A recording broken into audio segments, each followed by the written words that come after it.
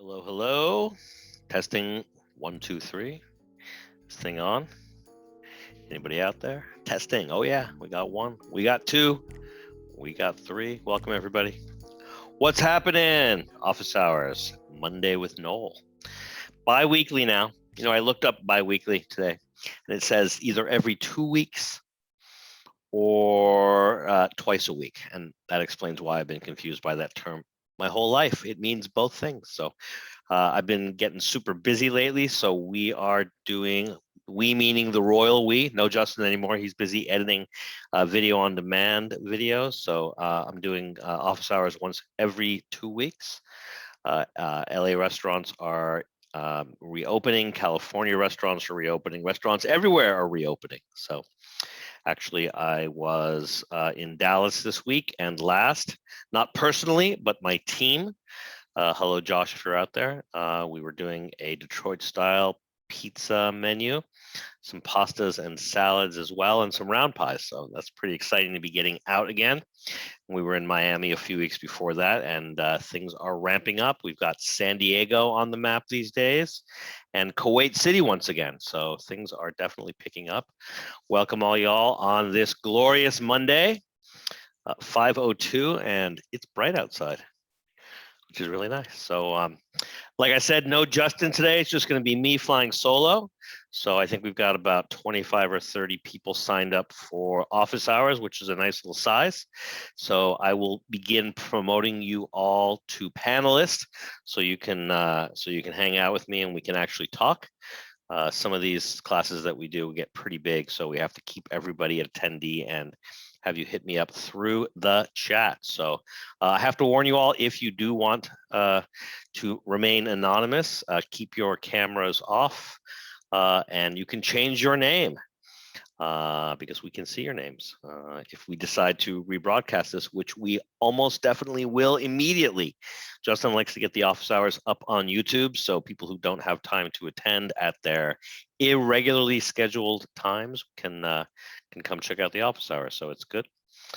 Good. So I'm going to begin promoting you all. I'm just going to go one by one. If you wouldn't mind keeping yourselves muted so that we can try to maintain some kind of order. 1 to panelists, 2 to panelists all around. Let's see here. So again, if you do not want to be seen, keep your camera off and change your name to remain anonymous. I'm keeping my name. I guess I'm not too anonymous these days.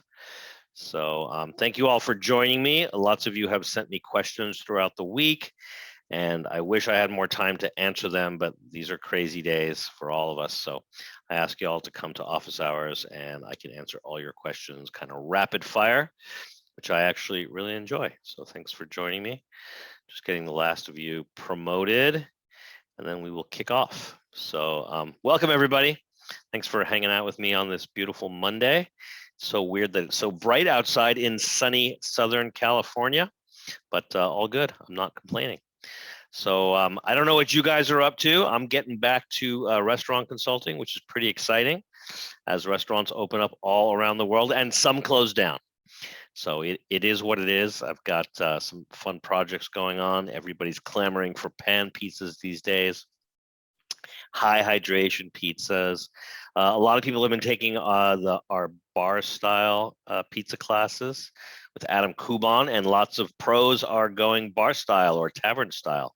So that's happening all around. A lot of restaurant owners are taking the classes, and then I jump in and do some consulting, but you can actually learn quite a bit from the classes, as some of you already know. So we've got a bar style class on Saturday, and we're doing an advanced class on Sunday with Stefano. He's going to be introducing some interesting pre-ferments that many of us are not acquainted with, and that includes me. So I'm boning up this week on pre-ferments. Also, I've got some pretty fun stuff I'm planning for April. Hasn't been announced yet, but on 4/20, I'm going to be doing a pretty big event. We're expecting potentially a few thousand people, and it's going to be an event really for the professional restaurant community. Some people call it food service. And so we're going to do a Tuesday 420 event, and we're going to do lots of, I hope interesting stuff. So a lot of the chefs that I've worked with in consulting are going to be joining us, and we're going to go over a lot of interesting technologies. And we're trying to get all the right oven companies and flour companies and tomato companies in line. So that's going to be pretty fun. Hopefully we'll go live with registrations on Friday. And then we're working on a 423 event, which is going to be Friday, April 23rd. Both these events are kind of mirroring the events that I started 2020 with, a big fundraiser in place of the Pizza Expo. So I don't know if anybody noticed today, but they postponed the Pizza Expo again. So originally it was going to be, it's always the last week of March and 1st of April. They postponed it to June, and now they're pushing it back to August. So I hope they do finally pull one of these things off. But in the interim, I'm going to be doing my own virtual events. So the event on 423 is going to be for what I call prosumers, which are the home bakers like some of y'all who take pizza more seriously than some of the pros. So we are partnering with Chris Bianco, among other people. He's going to be our keynote this year. And anybody ever heard of Modernist Bread, Modernist Cuisine, soon to be coming out with Modernist Pizza?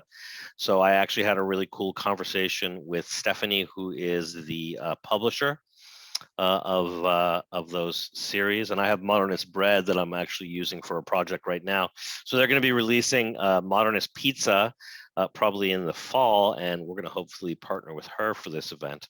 They have unbelievable photography and access to data, and really, really just beautiful materials if you guys haven't seen the book. So I am excited for the book to come out, and hopefully she'll give us some sneak peeks.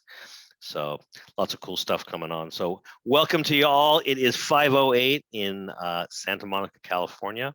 Let me promote a few more people on the attendee side to panelists.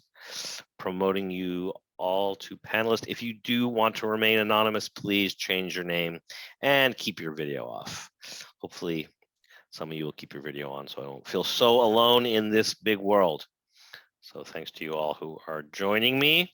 I'm not gonna stand on ceremony. I'm not gonna hide behind the chat today. I am going to ask you all to raise your hands, and we will begin with the discussion portion of the evening.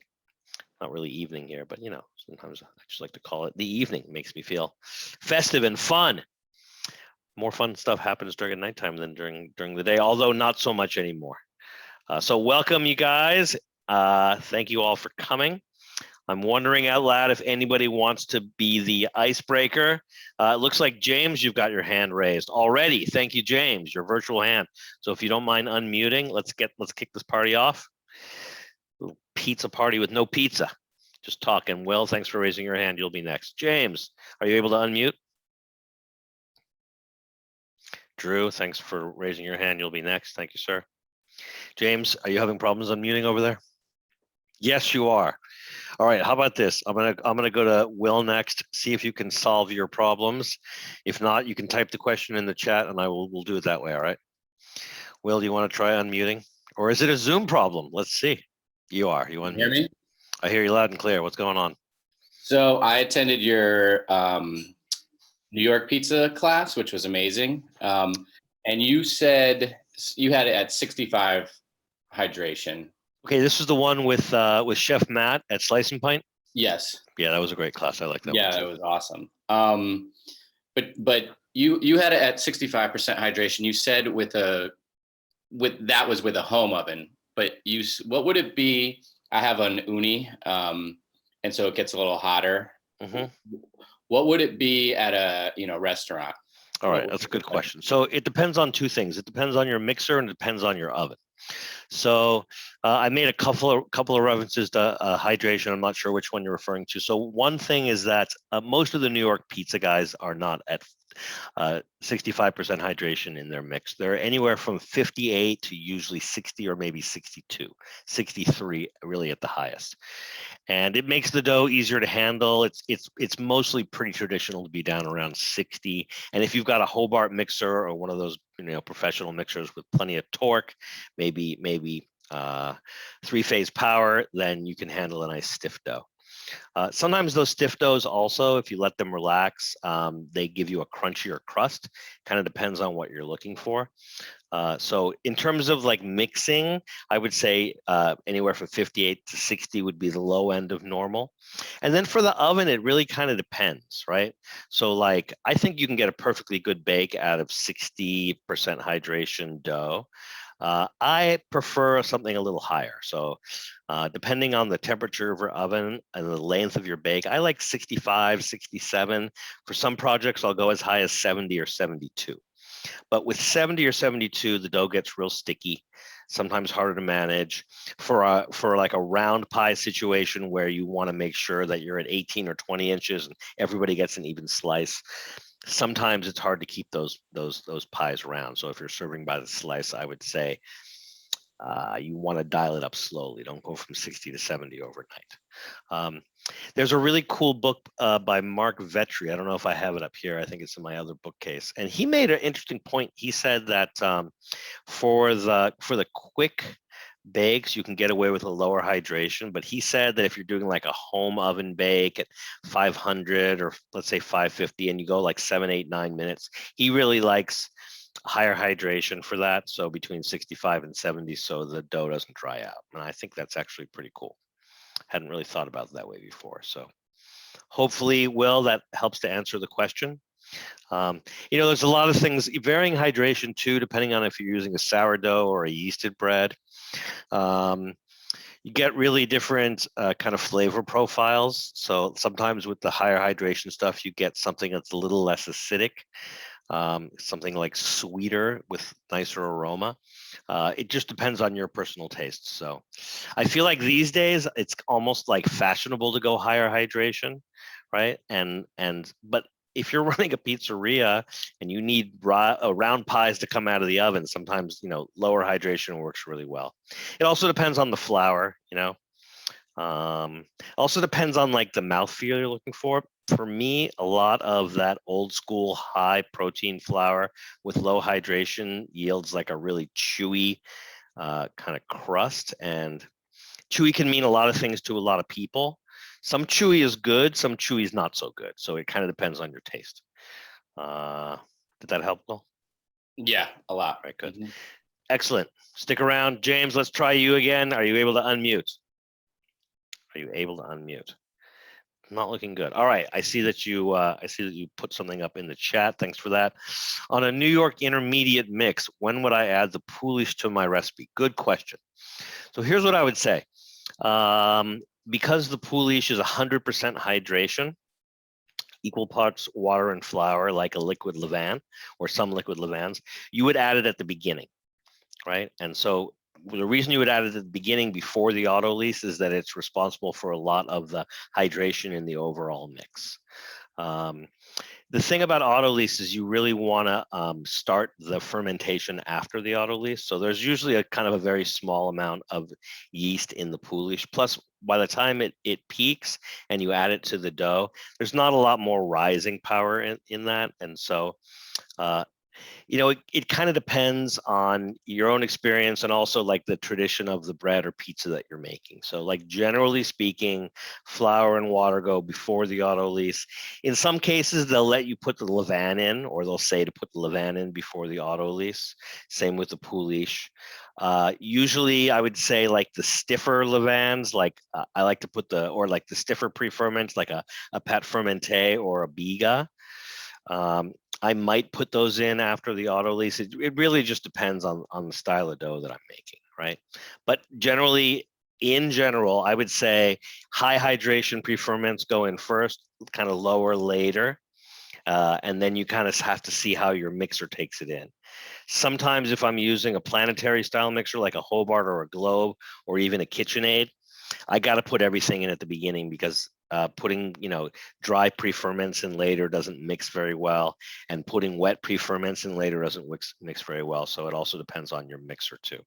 Not everybody has a spiral. Those things are amazing, and not even everybody even has, like an industrial style planetary. So the rules are great. Try to go by the rules to start, but if it's not working for your mixer or for whatever you're trying to accomplish, then it's okay to break the rules. Just know that you're doing it. Yeah, does that help? Excellent. Stick around. Drew, you're next. What's going on over there? Hey, yeah, sent you an email earlier, but was wondering what changes would you make to both the process and the dough recipe to do either a Sicilian pan or a Neapolitan in like a rock box or uni? Would you remove sugar? I would assume change hydration levels potentially. Yeah, so I always go by tradition. So here's what I notice. Let's say you're working in a pizza shop, right? If you're doing a grandma style pizza, that's usually the same dough as your round pie. Just put it in a pan. It doesn't proof or anything. You just stretch it, pop it, and bake it. I think that most places that do a round pie and a Sicilian use a higher hydration dough for the Sicilian. So depending on how light and airy you want it, I would say, let's say you're using a 65% hydration dough for your round pie, like we do in the intermediate one class. I could go 70 or 75 for a Sicilian. I actually think that's a really nice level to do it. In terms of like sugar and stuff, I like a lot of browning on my Sicilian, and that depends mostly on the flour, level of fermentation. It depends also on the kind of pan that you're using. Yeah, using Lloyd's Allied. Yeah, those work really well for browning. And so sometimes if you're cooking right on the hearth, they can brown too much. Yeah. So with a Lloyd's, you don't really need extra sugar. What do you think? Yeah, I haven't used sugar. I've done 75% hydration, and gotten really good results, but just like wondering, in terms of the process, is there anything you change, I guess, in the shaping then of like, you don't really shape, you do like a bulk ferment, you do the stretch and fold, and then do you just leave it as a one mass, or would you shape it into like a big ball, let it then like bulk retard? That's a good question. So here's the thing. I don't think there's any right answer for that. I'll try to answer it this way. Most of the Italian people that I know do a pretty long bulk. And then whether you're making ciabatta or focaccia or even like a Sicilian style pan pizza, they basically like take off almost mozzarella style as a big a portion as they need, and they don't do a lot with it. They don't pre-shape. They don't really even they don't do much with it, and they like it to maintain its integrity. And so when you do that, that's really nice because that dough will be ready in an hour or two, right? Most like me, I don't mind that style, but I feel like I can get a lot better fermentation if I kind of ball up the dough and let it sit for a while. So I like the process of balling, adding structure, adding surface tension, and letting the dough relax to exactly the right degree, and then you get what I would say like just better fermentation, lighter, airier product all around. I wouldn't call it traditional because I would say that most of the Italian pan pizza styles are based on either focaccia or ciabatta, right? Except for like some of the lower hydration styles like pizza romana. So yeah, I think you got to kind of do your own thing, but I would say start by not doing too much in the way of shaping and see what you get from that. I've worked with a couple of Neapolitan guys, and they do like these days they do like a pretty long overnight bulk, and then they barely even shape it. They just pinch it, close the seam, barely round it, and it's ready in an hour or two. Here's the thing, like it really depends on what you're shooting for. I love Neapolitan, but sometimes if it's not great, it's because it's too doughy and not light and airy enough. And that could be helped by maybe a little more modern shaping or pre-shaping or something like that. It really depends what you're going for. What kind of flour are you using? The King Arthur high gluten. High gluten. Yeah, so if you're using high gluten, there's a lot of strength in there. So you probably would go with a long bulk and not much in the way of shaping or pre-shaping. Got it.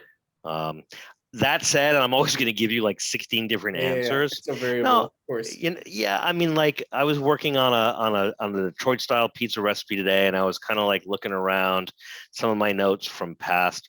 And it really also, like a lot of like restaurants that I work for, you have this idea for a recipe and you go in there and you're like, oh my God, they don't have any refrigeration space. All right. Bulk is the easiest way to store to store a lot of dough, right? As opposed to in ball or panned overnight in the refrigerator. So, it really depends on your oven, your storage, your whole workflow, and then you can kind of make it work from there. Cool. That help? Yeah, thank you. Thanks for your email. Thanks for showing up. Appreciate it. Yeah. Brandon, I see a hand raised. What's going on? Sorry if I'm going out of order, guys. Hi. So I also attended your intermediate 2 class with Matt Rainey. Awesome. I had a couple questions about the recipe because I know with that one we were doing in order.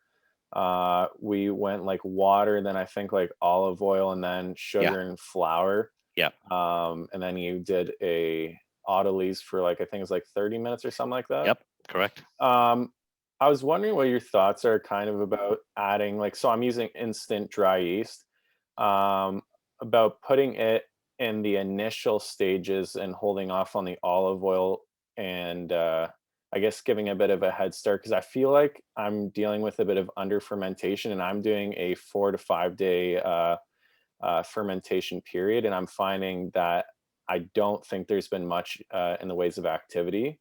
Okay, so let's see what we're talking about there. So here's what I would say: don't put the yeast in before. Definitely don't put the yeast in before the autolyse. A few extra minutes, 30 extra minutes, is not going to jumpstart your fermentation if you're fermenting for four days or so, right? Olive oil later in the mix is actually better for fermentation and it's better for gluten development, but if you're using a Hobart style or a globe style planetary mixer, sometimes the dough hook will disengage if you add too much fat too late in the mix, and it happens really badly on a KitchenAid. But yeah, so to answer that second question, I would say that that recipe I don't think had very much olive oil. Maybe it was 2-3% at the most. So you should be able to make that work if you add it nice and slow. So yeah, I think that's better for gluten development and better for fermentation. I don't know why you're not getting fermentation in 3-4 days. So do you remember what your DDT is for that dough? Yeah, so I was actually, because I remember him saying 70 degrees, so I was purposely controlling that. So Yep. I was putting my flour in the fridge for maybe a few hours before to drop it to probably like 60 something degrees. My water is down in the 40s. I was using an old style mixer that actually has like 2 dough hooks. Like it's nothing expensive, but obviously the friction factor is probably going to be up there.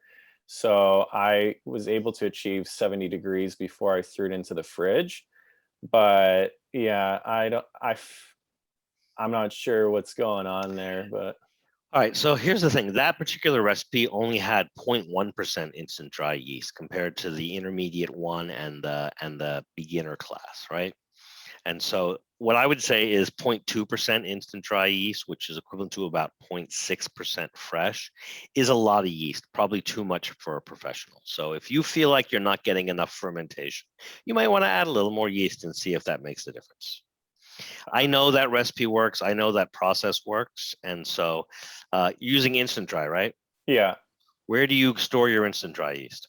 I have stored it in the fridge, but I actually tested the other day to make sure it's alive. So I put it into like 100-degree water with sugar, and it was very active. So that's good. How old is it? Do you know how long ago you bought it?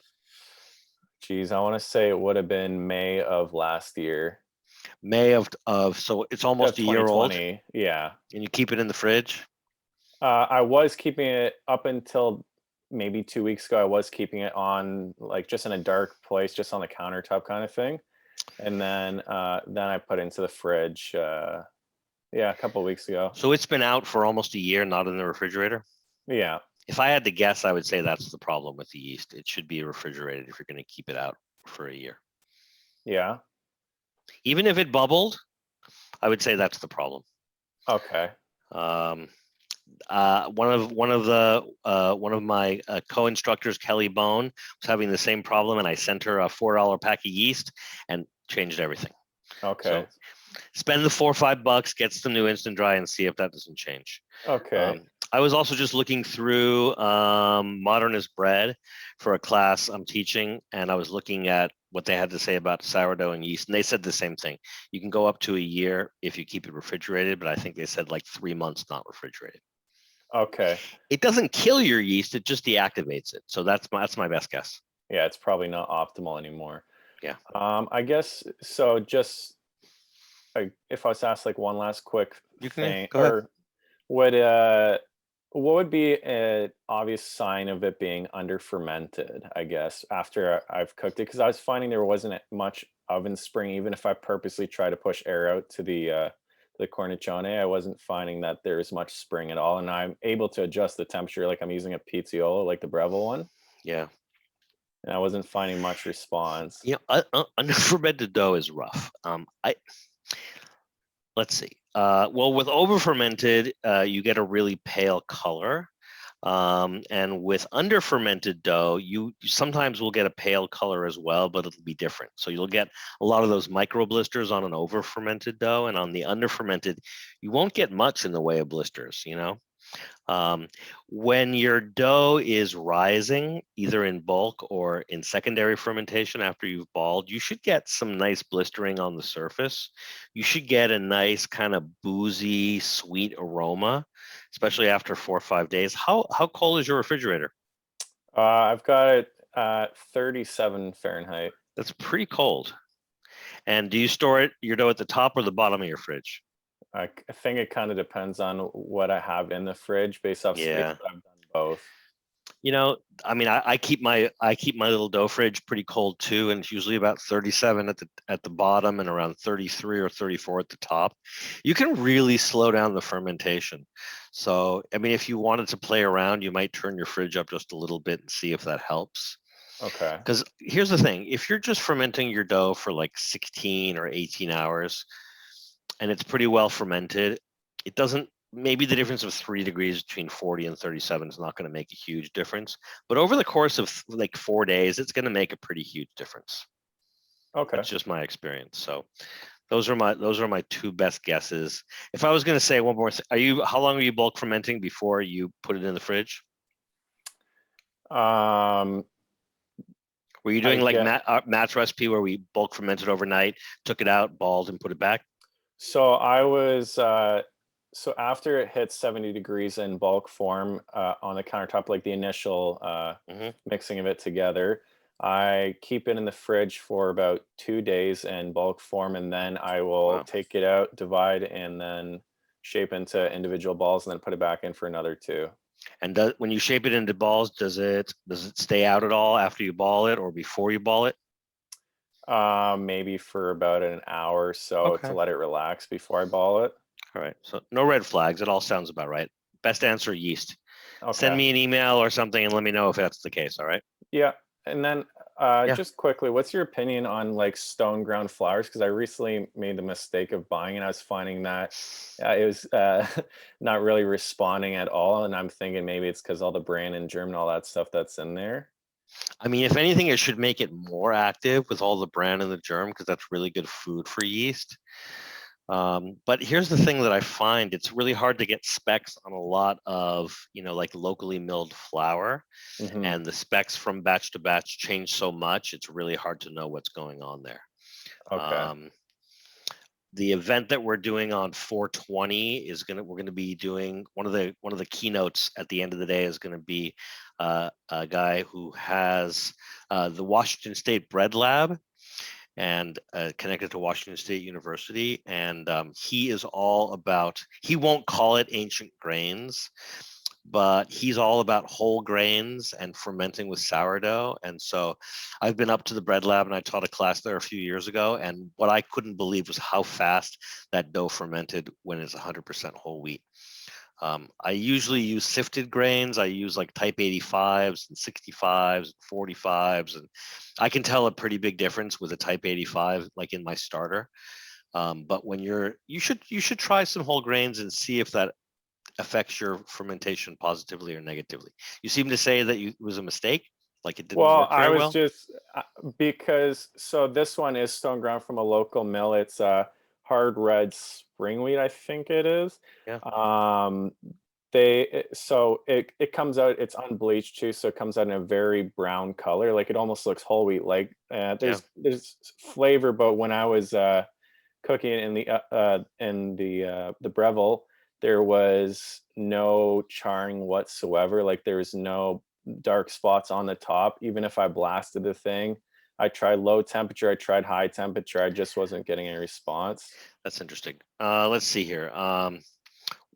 What percentage of your flour was whole grain or locally milled, and what was like white wheat?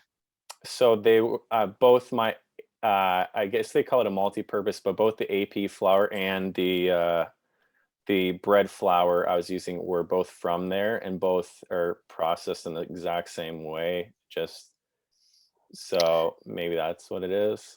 I think it's your yeast. I think it's your yeast. When my dough is under fermented, I don't get the browning that I'm looking for, the caramelization. I Okay. think it's your yeast. Do you ever mess around with starters or sourdough? I only tried starter maybe one time last year, and that's when I was like very fresh into this and I didn't have a clue of what I was doing at Yeah, all. no, So I get it. The reason I bring it up is that once you get your recipe down and your process down, if you want to use more whole grains or flours with more bran and germ, you're going to get, I think, better flavor and better overall performance if you begin to use sourdough. Something you, about whole grains and sourdough really kind of go hand in hand. do you have to adjust the hydration with whole grains versus like if I was just using a hard white flour? I mean, I always adjust the hydration in every recipe that I do. I'm always tinkering with it. But just because something, I mean, yeah, when you're using whole grains, you usually need more water because those grains can really drink up a lot more water depending on the dough. So yeah, that would be the quick answer. But every batch of flour that I get is a little different, even if it's the same kind of flour as the batch before. So I'm always tinkering. Okay, cool. Well, All right. thank you for all that Thank you, Brandon. information. Appreciate it. Yeah, good questions. Thank you. Who is next? Tommy is next on my screen, then David, then Tony. How about that? Tommy, I can't see you, but I can see your hand raised. Sorry. What's going on? Hey, how's it going? Going good. So I own a sandwich shop, and we've been open over 4 years now, and we serve two types of bread for the sandwiches. One's a focaccia we make in house, and then I buy like a hero loaf with sesame seeds from a bakery. But to be honest, I've never really been happy with it. So I've taken a few of your classes, and I've been playing with the hero style recipe for a while, and I really like it, but I don't have the oven space, and so I've been just looking at different ovens, and because I just have a convection oven that I use now, and it just doesn't. I can't get enough steam in the oven, and my bread just doesn't, rise. So I've been looking at different ovens, and one of the ovens I'm looking at is a Pizza Master. Yeah. And I don't know if you've ever worked with one. Oh yeah, before. I own one, and I've worked with lots of them. Okay. And anyways, I know it would be good for the focaccia, and I think I'll eventually try to start going into some Sicilian style pizzas. So I just wanted to know your thoughts on it, and if there's other ovens that you would recommend for what I'm looking to do. So here's the thing. Have you ever tried to work with a combi oven? Yeah. And so what I like about combi is that it's the same as a convection oven, more or less, but it also has steam. And I've gotten some great results using combi ovens. And so if you're going to make a jump, what part of the world do you live in? Wisconsin. Wisconsin. Are there any like restaurant supply showrooms or anything around there that would let you try out those ovens? Yeah, close to Chicago. So. Yeah. So that all I'm saying is that I think that if you're going to it sounds like you're going to make a major investment, especially if you're going to go for a Pizza Master or something with steam. Those are pretty expensive. So, I mean, I can give you lots of advice. I love electric deck ovens like Pizza Master. The Italians make some good ovens. My favorite are the German ovens that are gas or electric with steam. They're just like extremely well made, but they're very expensive. And what kind of volume are you looking to do? Like how many sandwich rolls would you make a day? Probably between 50 and 75, like 12-inch rolls. Yeah. God, lately I've been using combi ovens because a lot of the chefs that I work with have them, and a lot of them are looking to do like deck oven pizza, but everything from Detroit style pan pizza up to like really nice rolls are really, really doable. I was talking to a chef today, and what he is doing with his convection oven is he puts a stone on the bottom, and so he bakes his focaccia on the racks and then finishes them on the stone at the bottom, and he's getting really, really, really nice results. So if I were you, I would do my best to hack that oven. Have you tried putting like a hotel pan of water of boiling water in there to see if you can get if Yep. the steam helps at all? No help? Yep, I've tried I've tried a lot of different stuff. Yeah. And with the combi oven, can you still get that bottom crust like on a So focaccia loaf? you really can. And so I think here's what I like about those combi ovens. And I own a Pizza Master. I put like a dozen of those into my clients' restaurants, and I think they're great. They end up being like anywhere from 7,500 to 1,000 per deck plus steam. So they're pretty expensive. And what I like about, and I love them, but what I love about the combi is you can put like 5, whole sheet pans in there, and you can cook them at the same time, and then you can kind of finish the browning by just having one pizza stone like at the bottom of that oven. So how far are you from Chicago? About 2 hours. Would you Yeah, ever not be far. interested in driving there and meeting Mark Hipskind? He runs sales for Pizza Master. Yeah, I actually well, the reason I reached out to you, I emailed you was I remember. I talked to one of the reps from a company called MPM, which sells Pizza Master. Yeah, that's them. And he sent me some pictures of bread that came out of a Pizza Master, and you were in one of them. So Oh, cool. Yeah, it's a Yeah, great oven. It's a great oven. And I'm all for spending money on great ovens. Here's what I've been noticing lately. There's a lot of amazing auctions going on all over the world. And a buddy of mine in New York just bought a $50,000 oven at auction for $6,000. And 8 months ago, another Wow. guy I know bought like a $40,000 oven for $3,000. These are fully functioning like deck ovens with steam. So I love Mark. I would love for you guys to make a connection, but you definitely need to take some dough and bring it down to Mark and see how it works. And I would try out, a combi oven as well, because you can get a really small combi oven. Do you have a lot of space under your hood? 76 inches. Pretty good. And what do you have underneath the hood besides your oven? I have a French top, but I'd probably get rid of it. Nice. But I just don't use it that much. All right. So it sounds like you have plenty of real estate, so that's good. Mhm. May I ask what you think your budget is for an oven? What's the range? What if you probably somewhere in the 60 to 70. Wow. Okay, so you're ready to make a major I'd say investment, 50 huh? to 75. All right, if you're going to make an investment like that, you got to start trying out ovens Yeah, for sure. yeah. You got to start test driving them. Okay. Yeah, if I can help you out, I would let me say know. if I can get something for less, that would. Yeah. There's my favorite German deck oven is called a Miwe, Miwe. And it's very similar to a Pizza Master. The only thing I like about it better than a Pizza Master is that for bread, you get a much more even bake. Pizza's a little different. You kind of turn it, you nudge it a little bit, you check the bottom, check the top. But with an oven like a Miwe, if you're going to spend that kind of money, you might find that you get a more consistent bake in an oven like that. So, all those ovens are kind of at the top of the food chain. So you'll want to look around and see what you can find out there. But I gotta say, like, auctions right now are a really nice way to find restaurant equipment. And I hate to profit off of someone else's misfortune, but there's just a lot of great equipment out there, and you might as well look around, because 60 grand's a lot of money to spend on anything. Yeah. All right. And Yeah. maybe the numbers I've been looking at aren't, I mean, I was just trying to get quotes from places and I'm sure they're highballing me. So Yeah, they probably are. I mean, you can get a really nice combi oven for about 12 to 15, a pretty big one. And then individual deck ovens are going to run you anywhere from 7,500 to about $12,000 per deck, depending on how big the decks are. Some of them are like as 96 inches wide. Some of them are only 72 inches wide.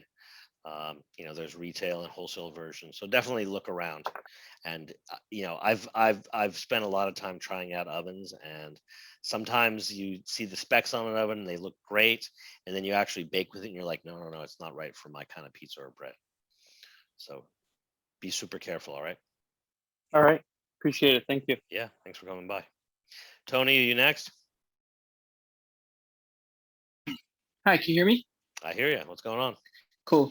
Yeah, I emailed you and you told me to join here, but Yeah. you pretty much answered it about the class on Sunday.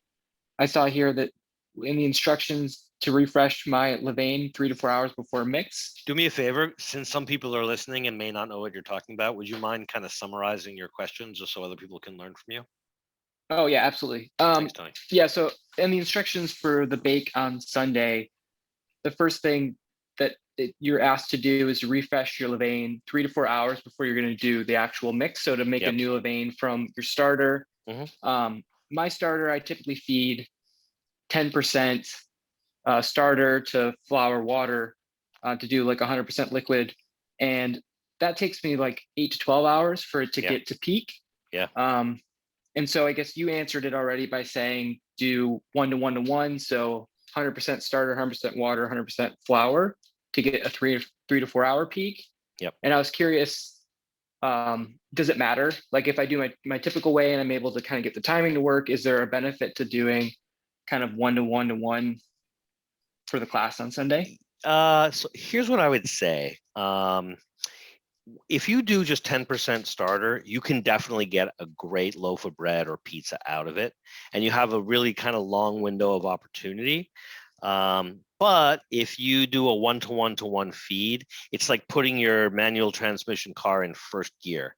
And so you're going to get the most rising power, the nicest, that's not very subjective, the kind of the most kind of subtle, sweet, kind of fruity, aromatic, kind of nuance aroma out of that sourdough. Sometimes with the longer, slower rises, you're going to get more acid, and so depending on what flavor profile and what aroma you're going for, you kind of have to choose. So the Italian gentleman I'm working with, if you know any Italians, they don't like acidity. Right? Give them some San Francisco sourdough. It's like giving a lemon to a baby, right? So that's what I would say. It really depends on your taste. But also, we're doing something very traditional on Sunday, and so we're going to follow the directions of Stefano. I've been doing some research this week because I know people are going to have some good questions, and I just want to make sure that I have as many answers as I can possibly have. And so there's so many different ways to do sourdough. Does anybody have Chad Robertson's Tartine book? One of the things I really like about that book was that he gave like sourdough to a bunch of his friends. None of them, I don't think, knew how to bake. And they all came up with really cool workflows that actually worked. And they probably broke every rule in the book. But it doesn't matter, because if you like the product you make and it works for your schedule, that's the most important thing. Cool. Great. Thanks. That was it. You're welcome. Yep. Thanks for coming in. Appreciate it, Tony. See you Sunday. Yep. See you then. All right, good. All right. Anybody else? Yes, David, back to you. What's going on? Yes, sir. Thank you. Yeah, I've been making my way through the on-demand classes to keep myself sane this past year. So, good. It's been great. So my question is regarding bubbles. Yeah. I've pretty much always used the New York style recipe, just changing my technique. Yeah. I'm happy with the results. My wife always finishes the pizza. That's all that matters, right? Yeah. But I pretty much always get bubbles, despite trying several times now to make that more classic, thin New York style without the bubbles. Yeah. So I'm just trying to find out what I'm doing wrong here. Well, I don't know if you're doing anything wrong. So let's see. What kind of flour you use? Just bread flour. King Arthur bread flour, or just some kind of, okay. And what kind of mixer do you have? KitchenAid Artisan. All right. And are you following the guidelines for the desired dough temperature, 70 to 72? Yes, sir. And how long of fermentation are you doing? So I'll get 70 to 72. I'll bulk ferment, do my stretch and folds for an hour, bulk retard usually for an hour more, and then I'll ball it and cold ferment. And I've done with that dough, honestly, everywhere from 24 hours up to 1 week. I usually do about 72 hours of a cold ferment. All right, so a couple things. One thing you could do is you could reduce the amount of yeast. Okay. So that recipe calls for 0.2% instant dry, but if you're getting a lot of bubbles, then maybe you dial it down to 0.15 or even 0.1 like we did in the Advanced 2 class for Matt Ranney a few weeks ago at Slice and Pint. So that would be one. Okay. Another thing to do is you could definitely bring down the hydration. And so what I would say is that if you want to bring down the hydration, you could bring it all the way down to 60 or even 58%, but I don't know if your KitchenAid will handle it. So what you might want to do is, let's say you bring it down to 62%. You should see less active dough and fewer bubbles just from doing that. And the only thing that might happen is that I wouldn't want to break or even tax the motor on your mixer. So what you might have to do is do your first speed mix, get the dough together. I would do a longer auto lease than you would normally do before you add the yeast, maybe go like an hour. And then add your yeast. I would go straight to second speed. So yeast for a minute, salt for a minute, and then go straight to third. Or maybe what you do if your mixer is making funny noises, or you just, no, I mean, I'm being serious because I've broken a lot of mixers like that. Maybe you just go to second speed for adding the salt, adding the yeast, and then you stop. And so what you do is you do basically a short mix where you never go into third speed, and you do more stretch and folds to develop the gluten. Okay. And if you do more stretch and folds to develop the gluten, you're going to get less volume, and it sounds like that's what you want. Okay. Did you ever do the beginner class? Yeah. And so we did a hand mix with that, right? Yeah. Did you get crazy bubbles in the hand mix? I did. I only did it a couple times though, and I've done. No, I mean, yeah. So less kneading and more stretch and folds is how you want. It will get you fewer bubbles. Okay. Another thing you could do is you could dial down the strength of your flour. So I don't know if you have any other flour at your house. Do you have anything besides King Arthur bread? Not currently, but I can pick some up. Yeah, so that that flour is pretty strong, actually, about 12.7% protein. So there's a lot of beautiful grains out there that are weaker, not as strong, don't trap gas as well. So you might want to kind of play around with those a little bit, and so that should help to kind of mediate your little bubble issue. I like spelt a lot. I'll go as high as 10% spelt. Okay. You can find a lot of those grains these days in health food stores, Whole Foods. I don't even know. I haven't been at Trader Joe's in a while, but I'll bet you they're probably selling them. So, you can go 10-20% on some of those grains, and you can get some really nice results. In the Tartine 3 book, this one right here, at the beginning they have a pretty cool description of all the ancient grains and what they all kind of do. So their aroma, their flavor, but also like how strong they are, if they help to relax the dough or strengthen the dough. So you're looking for flours that make your dough more extensible as opposed to stronger. So probably your dough is too strong. Okay. So that should work pretty well. Anything for me to work on as far as, I see these New York guys who are beating the, out of the dough when they form it. Should I be doing that as well? I mean, I feel like I'm ruining this beautiful dough. Here's the thing. Those guys, like, if you go to most New York places, there's not too many bubbles, right? They're considered defects. And so those guys have stronger flour with lower hydration. They'll go like 58%, on high hydration dough, which is probably like 56% for a dough like you have, right? So yeah, you can beat it up, and you can You can use a rolling pin. One of my favorite places on the Upper West Side was called Sal and Carmine's, and what they would do is they would get the cold dough out of the fridge. They would roll it out with a rolling pin, so maybe 9-10 inches for an 18-inch pie. They would let it sit one on top of another for a while, and then they would finish it stretching by hand, and they never got bubbles on the end. They were barely a half an inch. Okay. So trial and error, but less water, less yeast, less mixing, more stretch and folds. And also another thing is maybe you want to experiment with, remember in beginner 1, we had 3 different scenarios, right? Scenario 1 was basically an hour of bulk, ball immediately, go into the fridge. Scenario 2 was a little bit of an extended bulk, ball later that night, go into the fridge. Scenario 3 was super extended bulk up to 16, 18, even 24 hours, and then ball. Probably what you'll want to do is just do a 1-hour bulk and ball immediately. Don't even go longer than that, because the longer your bulk, the more strength and the more structure in your dough, and it sounds like you might have too much. Okay. Those are all my best answers. I can't think of another one right now. But those are great questions. Thank you, Noel. Thanks for doing the on-demand. Yeah, for sure. Thanks for coming in. Who else? Who else? Who else? Got about 10 minutes left. Scott, Hey Noel, what's happening? How are you? aka Scotty. We've been emailing a little bit, Yeah. but I was trying to just be fly on the wall because it's my first office hours. I love that you have this. Thank I have a bubble issue too.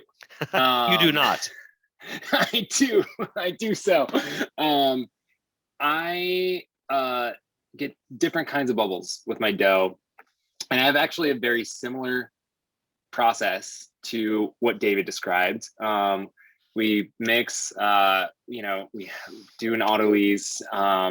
We do about a 1 hour like bench rest with some stretch and fold, and then ball, and then cold ferment, and use at a minimum of 24, ideally 48 hours, and up to 72. But all along the way, at different days of fermentation, I do occasionally get the bubbles, not necessarily on like the end of the, like not on the edge, but more so like in the area of the pie. Yeah. And so like that's one kind of bubble I get. Sometimes Do you like those bubbles? Well, I feel like it kind of disrupts the bake because it can like scooch a lot of we do New York pies, so it can like scooch a lot of the cheese and sauce off of that area. Yeah. So I don't really want so many of those bubbles. I like them on the end, that's fine, unless they're too big, which I think also happens in a related way. Yeah. Sorry, I'm putting your website and your Instagram in the chat so people can see, because I've never eaten there, but I am a fan from afar, and I have been even before we started talking on via email. So I love the way your bubbles look, and so I'm not going to do anything to get rid of them. But a lot of what we were talking about before are just kind of generic ways. Sorry, I cut you off because I'm excited. No, totally. And there's good bubbles and bad bubbles. I think like I love the sort of like Neapolitan-ish like leopard spotting thing. I'm definitely going for that on a New York style like big pie, which I love. But then I'll get like a like golf ball or baseball sized bubble in the side, in like the middle of the pizza. Or sometimes the pizza, and this is what baffles me a little more, I think I can solve the bubbling issue by keeping my dough warmer, letting it warm up. More so it's not so strong. Putting it in the oven. All right, a few questions if you don't mind. What kind of flour are you using?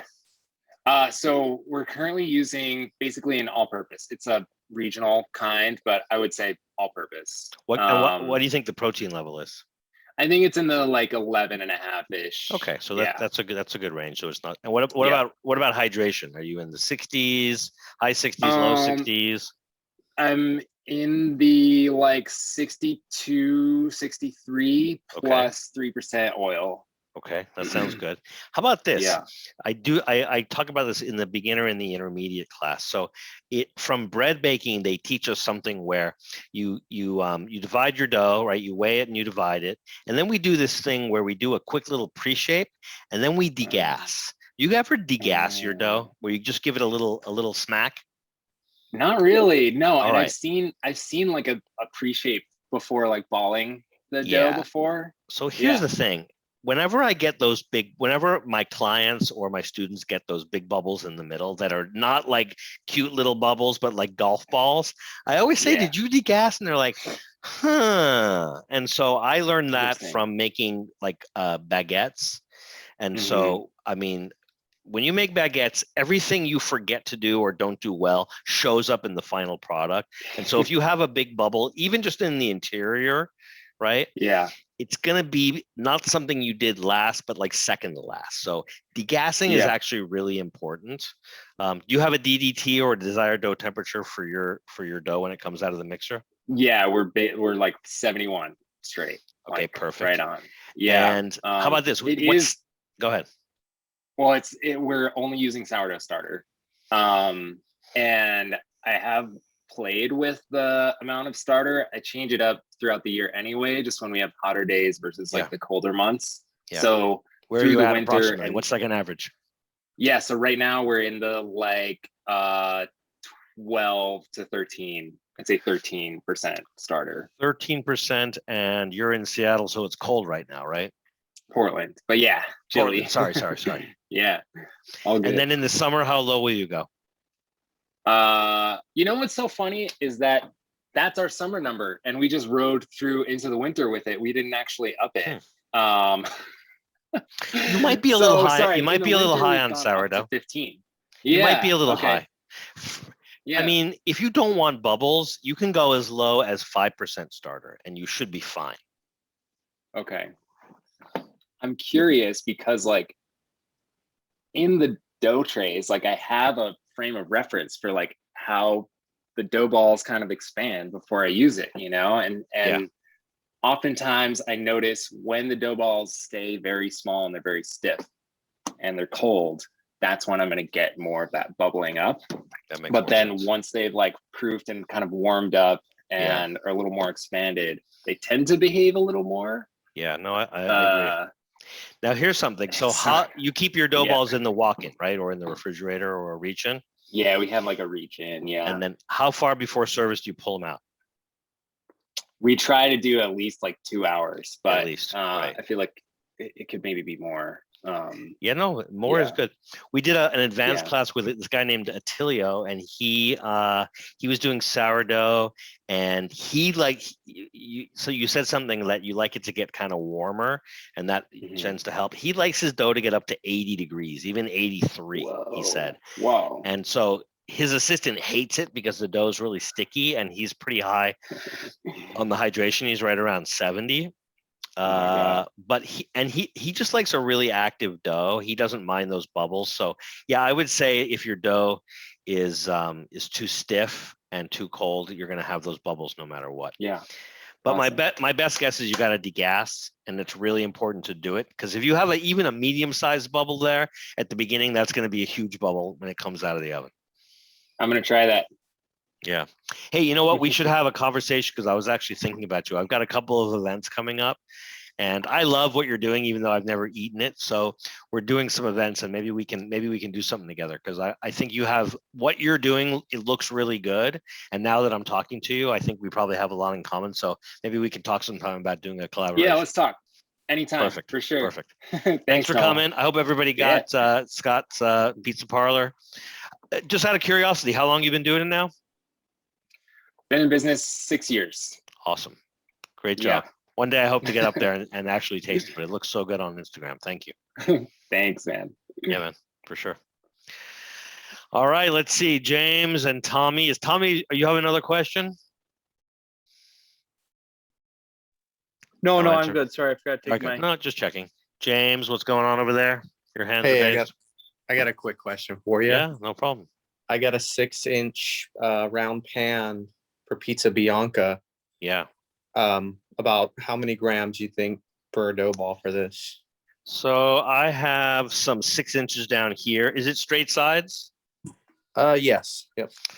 How thick do you want your pizza Bianca? Do you want it to be bread or pizza? Both. I'll do one of each. Right. Well, so like for a 6-inch pan, I'll do like a 250 250 gram. Okay. But if I want it thin, I might only go 200.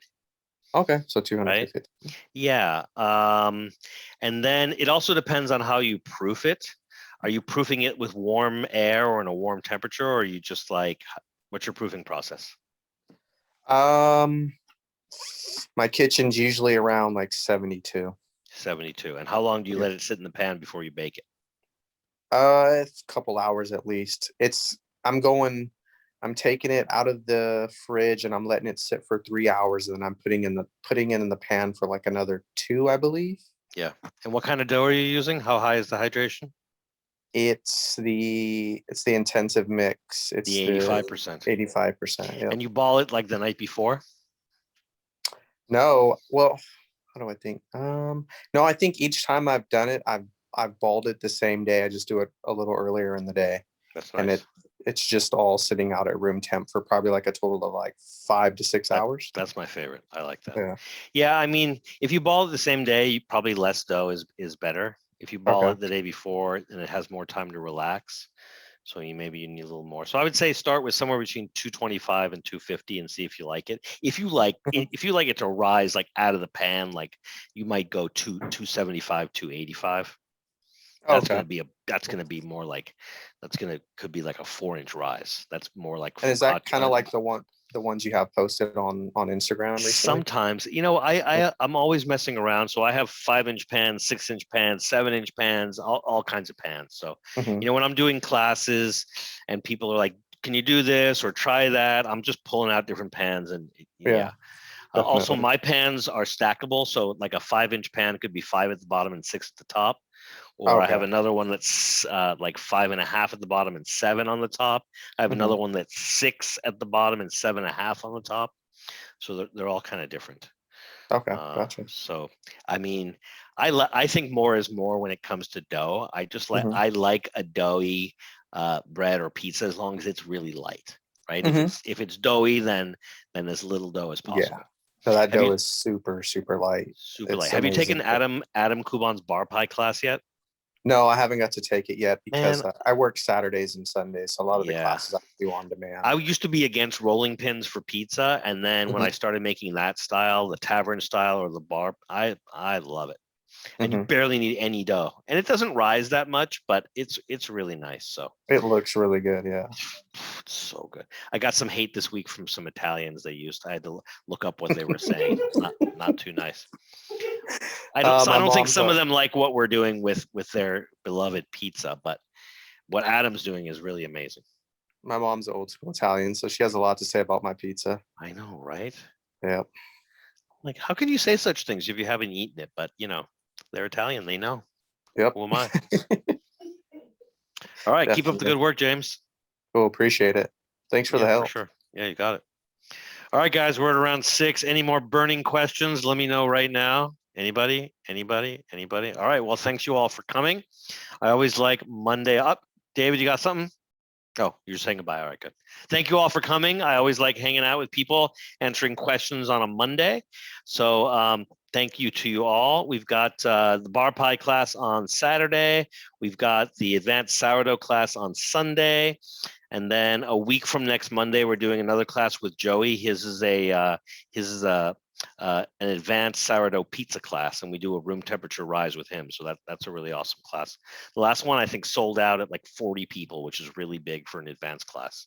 So he does it from his pizzeria here in LA. He uses a Marsal oven that he blasts around 650 degrees. He gets a super charred, really nice dough out of that. So I'll be doing some posting, and I have a certain kind of like partiality to what Joey does, because we've been on a lot of the same lines for like 15 years, and he never wanted to open a pizzeria. He was like a chef, and then I brought him some pizza bianca, like the one you're talking about, James, to a party he had at his house like 5 years ago, and suddenly like a switch, like just like something happened in his brain. He was like, oh my God, I can't believe this is like pizza.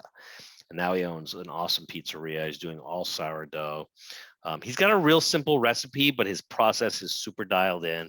Nothing fancy, just like a nice deck oven, 63% hydration, 5% sourdough, but every time and temp is super dialed in the way I taught him. He doesn't actually have any bad habits because he never worked at a pizzeria unless I was there. And so I taught him about using cold water to control fermentation. I taught him to like mix as little as possible, but as much as you need. And so he's really good. So I'm proud of him, and that's going to be an awesome class. So thank you to you all. Tell a friend. I'll put up the link for the next office hours. I've been getting super busy with consulting and lots of projects, so I'm only doing them every 2 weeks. So the next one will be 2 weeks from today. All right, everybody. Thanks for showing up. Tell a friend, and I'll see you in a couple of weeks, if not before. Take it easy, everyone.